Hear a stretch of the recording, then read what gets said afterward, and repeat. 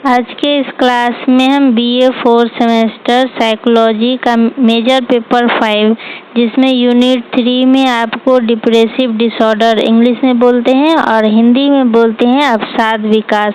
आज के इस क्लास में हम इसी के बारे में पढ़ने वाले हैं कि डिप्रेसिव डिसऑर्डर क्या होता है। इसी के बारे में आज हम जानेंगे, तो वीडियो को अंत तक ज़रूर देखिएगा, क्लास में अंत तक बने रहिएगा क्योंकि आज का ये टॉपिक साइकोलॉजी का बहुत ही ज़्यादा इम्पोर्टेंट है। और यूनिट 3 में आपको एक टॉपिक और पढ़ना है, उसके बाद आपका मेजर पेपर 5 कंप्लीट हो जाएगा।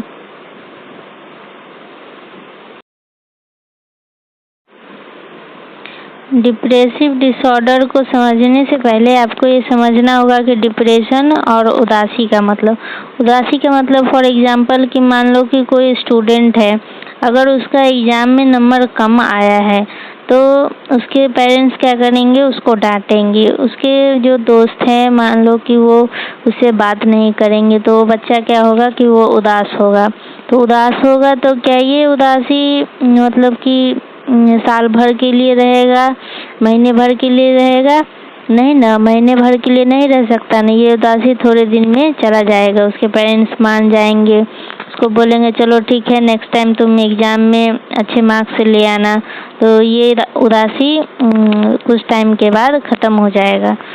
तो इसको बोलते हैं उदासी, जो थोड़े देर के लिए दुखी होना, मतलब थोड़ी देर के लिए स्टूडेंट दुखी हुआ, 1 दिन के लिए, 2 दिन के लिए, 1 घंटा के लिए बस उदास हुआ, तो इसको बोलते हैं उदासी, जो कि थोड़े टाइम के बाद फिर ठीक हो जाता है इंसान।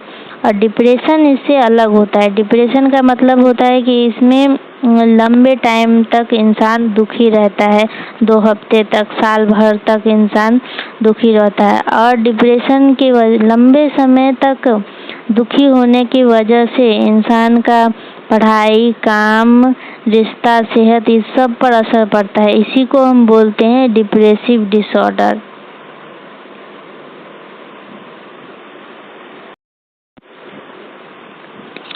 तो समझ में आया डिप्रेसिव डिसऑर्डर किसको बोलते हैं? फिर से समझा देते हैं कि जब उदासी या निराशा लंबे समय तक रहती है, कम से कम 2 हफ्ता या उससे ज़्यादा या फिर साल भर, और इसके वजह से पढ़ाई, काम और सेहत पर असर पड़ता है, उसी को हम बोलते हैं डिप्रेसिव डिसऑर्डर।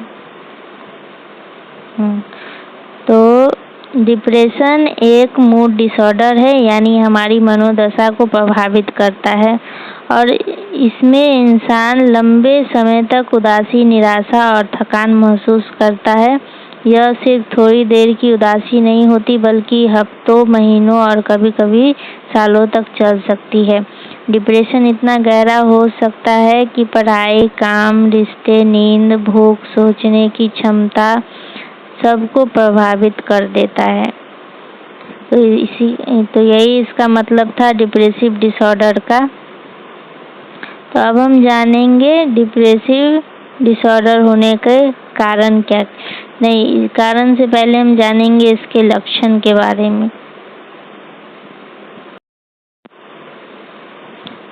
तो अब हम जानेंगे डिप्रेसिव डिसऑर्डर के लक्षण के बारे में। तो हम डिप्रेसिव डिसऑर्डर के 4 लक्षण होते हैं। तो पहला है आपका भावनात्मक लक्षण, इंग्लिश में इसको इमोशनल सिम्टम बोलते हैं। तो इसमें क्या होता है कि ये हमारी भावना से जुड़ा हुआ रहता है, हमेशा उदास रहना, रोने का मन करना, भविष्य के लिए निराशा होना। तो इसमें इस लक्षण में आपको सिर्फ और सिर्फ भावना से ही जुड़ा हुआ आपको देखने को मिलेगा। तो ये क्या है, हमेशा ये उदास रहना, ये भी क्या है, एक भावना है। रोने का मन करना, ये भी एक भावना ही है। और भविष्य के लिए निराशा होना, मतलब उदास होना, तो ये भी क्या है, एक टाइप का भावना है। तो ये सब लक्षण अगर दिखाई दे रहा है, इसका मतलब क्या है कि भावनात्मक लक्षण है। तो आपका दूसरा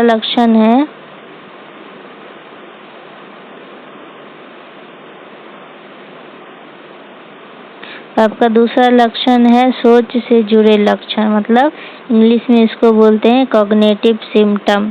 इसमें क्या है कि इसमें जो भी चीज लक्षण दिखाई देंगे ना, वो सारे आपके सोच से जुड़ा हुआ होगा। खुद को बेकार या निकम्मा समझना, ये भी क्या है कि सोच से, मतलब आप खुद को ही सोच रहे हैं कि आप बेकार है, निकम्मा है, तो मतलब ये क्या है कि सोच का लक्षण इसमें दिख रहा है। पढ़ाई या किसी काम में ध्यान न लगना, कुछ लोगों को आत्महत्या तक के विचार आ सकते हैं, मतलब आप सोच रहे हैं, तो इसी को हम बोलते हैं सोच से जुड़े लक्षण, कॉग्निटिव सिम्टम। जिस भी इंसान के अंदर ये सब दिखाई देगा, इसका मतलब है कि वो सोच से जुड़ा लक्षण पाया जाएगा। तो आपका तीसरा, ये दूसरा था, अब हम तीसरा देख लेते हैं। तीसरा लक्षण क्या है? तीसरा लक्षण है आपका शारीरिक लक्षण, इंग्लिश में इसको फिजिकल सिम्टम बोलते हैं। तो इसमें क्या होगा कि इस लक्षण में आपको सिर्फ और सिर्फ शारीरिक से रिलेटेड ही लक्षण दिखाई देगा। नींद न आना या बहुत ज़्यादा सोना, भूख कम लगना या बहुत ज़्यादा खाना, हर समय थकान और कमजोरी महसूस होना। तो इसी को हम बोलेंगे फिजिकल सिम्टम, मतलब कि इसमें आपको जो भी लक्षण दिखाई देंगे ना, सारे शारीरिक लक्षण ही दिखाई देंगे। तो ये आपका तीसरा था। अब हम चौथा लक्षण देख लेते हैं।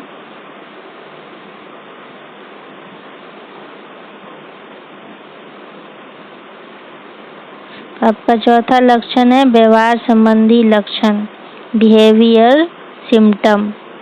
इसमें आपको क्या देखने को मिलेगा कि इसमें जो भी लक्षण दिखाई देंगे वो सारे आपको व्यवहार से संबंधित ही दिखाई देंगे कि इंसान का व्यवहार कैसा है। दोस्त और परिवार से दूरी बनाना, ये भी क्या है, एक तरह का व्यवहार ही है। खेल, पढ़ाई या हॉबी में रुचि खो देना, हर समय अकेले रहना पसंद करना। तो ये है आपका व्यवहार संबंधित लक्षण। अब हम थोड़ा कुछ और भी जान लेते हैं। यानी डिप्रेशन सिर्फ मन की बीमारी नहीं है, ये सोच, शरीर और व्यवहार सबको प्रभावित करता है। अब हम आगे बढ़ते हैं। अब हम जान लेते हैं कि इसका कारण क्या है। हम डिप्रेसिव डिसऑर्डर के बारे में पढ़ लिए और उसका लक्षण देख लिया। अब हम इसका कारण जान लेते हैं। तो आपका पहला कारण है जैविक कारण, बायोलॉजिकल। तो इसमें क्या होता है कि हमारे दिमाग में कुछ रसायन जैसे कि सेरोटोनिन, डोपामाइन, जो कि हमारे दिमाग में प्रेजेंट होता है, तो अगर इसका संतुलन बिगड़ जाए तो मूड खराब हो जाता है। परिवार में किसी को डिप्रेशन है तो जेनेटिक कारण से भी ये हो सकता है। तो जेनेटिक्स का क्या मतलब है कि अगर मान लीजिए कि अगर आपके परिवार में पापा मम्मी, दादा दादी या भाई बहन किसी को भी डिप्रेशन रहा है, तो उस परिवार के बाकी लोगों को भी डिप्रेशन होने का संभावना थोड़ा ज़्यादा होता है। मतलब ये कि अगर मान लेते हैं कि अगर किसी के परिवार में शुगर बहुत लोगों को है तो बच्चों को भी खतरा ज़्यादा होता है। वैसे ही अगर डिप्रेशन परिवार में किसी को हो रहा है तो बच्चों में भी उसका संभावना बढ़ जाता है। इसी को हम बोलते हैं जेनेटिक्स। तो बायोलॉजिकल कारण का मतलब क्या था कि एक मिनट, कि अगर आपके दिमाग में सेरोटोनिन और डोपामाइन नाम के रसायन का कमी हो जाए तो आपका मूड बिगड़ने लग जाता है। तो इसी को हम बोलते हैं जैविक कारण। तो आपका दूसरा कारण, ये आपका पहला था। अब हम दूसरा कारण पढ़ लेते हैं। आपका दूसरा कारण है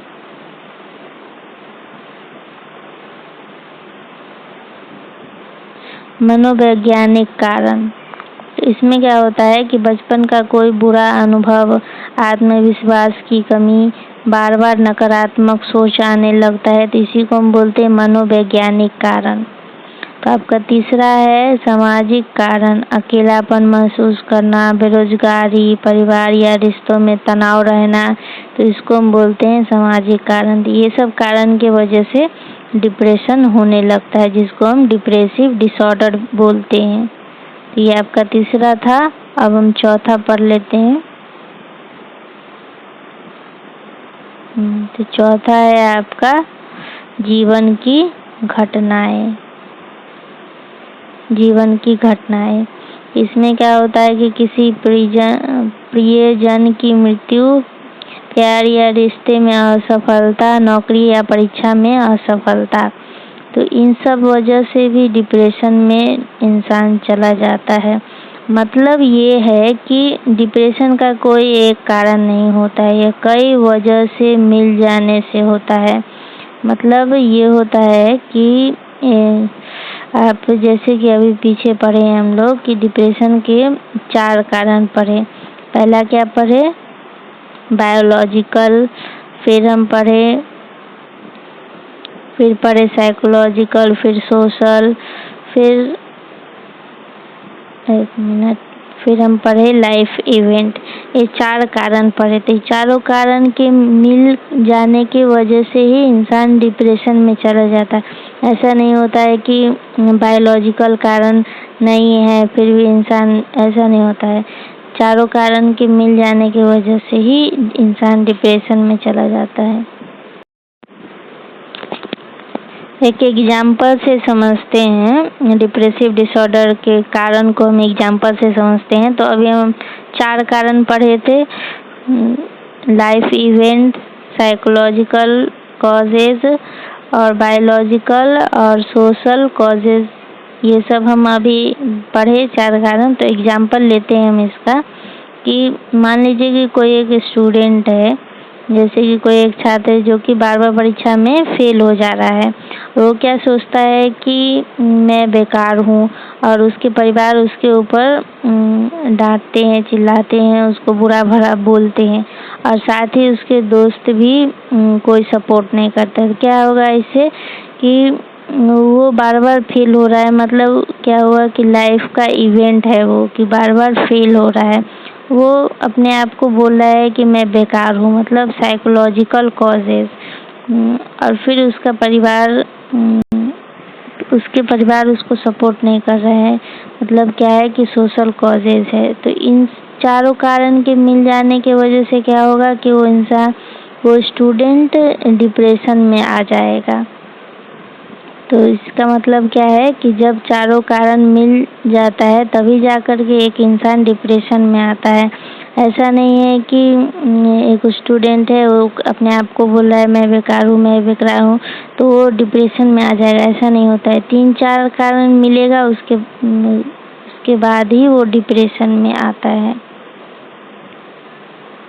अब हम एक चीज़ और समझ लेते हैं जो कि बहुत ही इम्पोर्टेंट है, थोड़ा रिवाइज कर लेते हैं। जो भी पढ़े हैं उसको हम रिवाइज कर लेते हैं एक बार, उसके बाद हम क्लास को एंड करेंगे। तो आज के इस क्लास में हम क्या पढ़े? डिप्रेशन सिर्फ उदासी नहीं है बल्कि एक गंभीर मानसिक विकार है। इसके लक्षण के बारे में भी हम पढ़े। तो इसका लक्षण क्या है? मन, सोच, शरीर और व्यवहार हर जगह दिखाई देता है। इसके कारण क्या है? जैविक, मनोवैज्ञानिक, सामाजिक, जीवन की घटनाएं, और इसका एग्जाम्पल भी हम देख चुके हैं। लेकिन अच्छा बात ये है कि इसका इलाज भी संभव है। तो इसका इलाज 4 तरीकों से संभव है। तो पहला है दवाई। तो डॉक्टर क्या करते हैं कि कुछ दवाई सजेस्ट करते हैं जो कि दिमाग के केमिकल को संतुलित करती है। और दूसरा तरीका है थेरेपी। थेरेपी में भी बहुत से सारे तरीके के थेरेपी होते हैं, जैसे कि CBT थेरेपी। इसमें क्या होता है कि गलत सोच को सही सोच में बदला जाता है। और तीसरा तरीका है जीवन शैली, मतलब कि एक्सरसाइज करना, योगा करना, मेडिटेशन करना, पर्याप्त नींद लेना, मोबाइल या सोशल मीडिया का कम इस्तेमाल करना है। और चौथा तरीका है फैमिली के सपोर्ट से, कि अगर कोई इंसान डिप्रेशन में है तो उसको फैमिली अकेले ना छोड़े और उसको हमेशा खुश रखे, उसकी प्रॉब्लम को समझे। तो इन सब तरीकों से जो इंसान डिप्रेशन में है उसको ठीक किया जा सकता है। तो आज के इस क्लास में बस इतना ही। वीडियो अच्छा लगा हो तो लाइक, शेयर एंड सब्सक्राइब करें और अपने दोस्तों को भी शेयर करें। और मिलते हैं अगले क्लास में अगले टॉपिक के साथ। मेजर पेपर 5 में अब एक टॉपिक और बच गया है, तो अगले क्लास में हम उसी टॉपिक को पढ़ेंगे।